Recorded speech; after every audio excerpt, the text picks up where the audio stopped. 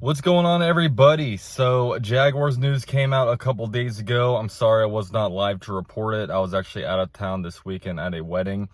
But we are back, and the Jaguars, look, Calvin Ridley officially reinstated. He will be coming back to the Jaguars in the 2023 season. There's videos today. He's already in the building. He put out a good letter to the Players Tribune, which was nice to see, which I'll probably do a video or a live stream at some point about that. Hopefully tonight, but we'll see. I don't want to say that and not do it. But yeah, man, he's back.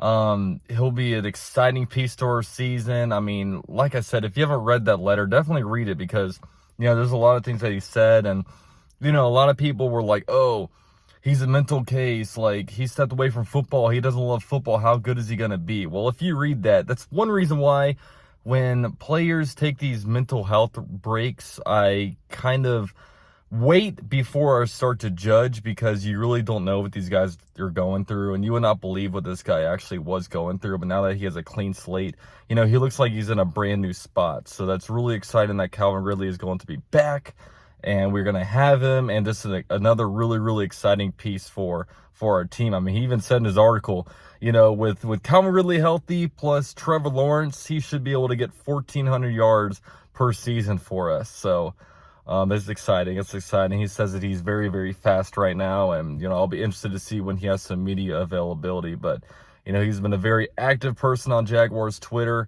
and man, it's gonna be fun. It's gonna be fun. We'll see what number he actually decides on. Another bit of news: Evan Engram did officially sign the franchise tag. So he's going to be, at the moment, on a 1-year deal. The Jaguars can, change that before June 15th if they want to come to a long-term deal. The tight end market is really, really tricky because, if you're a slot wide receiver, you can get a really, really inflated contract and get a lot of money. But if you're a tight end, it's not like that. The tight end market just isn't as great, and they do a lot of the same stuff that a slot receiver gets, but they get edged out a little bit. And I think a lot of that's what's happening with Evan Engram when it comes to a long-term contract. I think the agent is really trying to fight for it. And much like in the world right now, like if you get an entry-level job or if you get a senior analyst position, when these people hire you, they look at what the market rate is for that job and they pay you around that. It's the same exact thing with the NFL when it comes to, positions. If you play tight end, they want to give you a contract relative to the market. If you're wide receiver, quarterback, running back, whatever, that's how they want to do it. And, that's the current situation, with tight end Evan Engram. Is I think that his agent is trying to fight for some more money. But the Trent Baalke and the crew is like, well, that's not the going rate for tight ends, and that's probably the struggle right now. But I hope they can somehow find a long-term deal. If not, we'll see. I'll be interested to see what the Jaguars do when it comes to addressing tight end in the draft or even free agency. The big upgrade will come in the draft, but at some point we do need to get younger at the position, as right now it's just Evan Engram and Luke Farrell on the roster. So we'll see what happens when it comes to that. And last bit of news today, Griffin was officially cut from the Jaguars.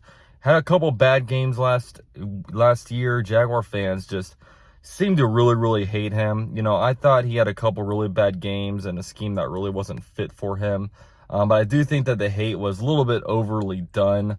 I think just, Jaguars, you guys all know this, man, especially on Jags Twitter, man. There can be a real mob mentality when people don't like a player. Look, he gave the Jaguars his all. I think he dealt with some injuries. He wasn't like dogging it for us. I don't know, man. I think that it was the right move to cut him. He wasn't worth the money, but at the same time, all the hate that he gets, I think it's a little bit unwarranted. But the Jaguars make some moves. I'll do my best to come up with a live stream tonight for you guys, talk about Calvin Ridley and some other stuff. It should be some fun stuff coming up, man. I'll catch you guys later. Drop a like on your way out. Go Jags.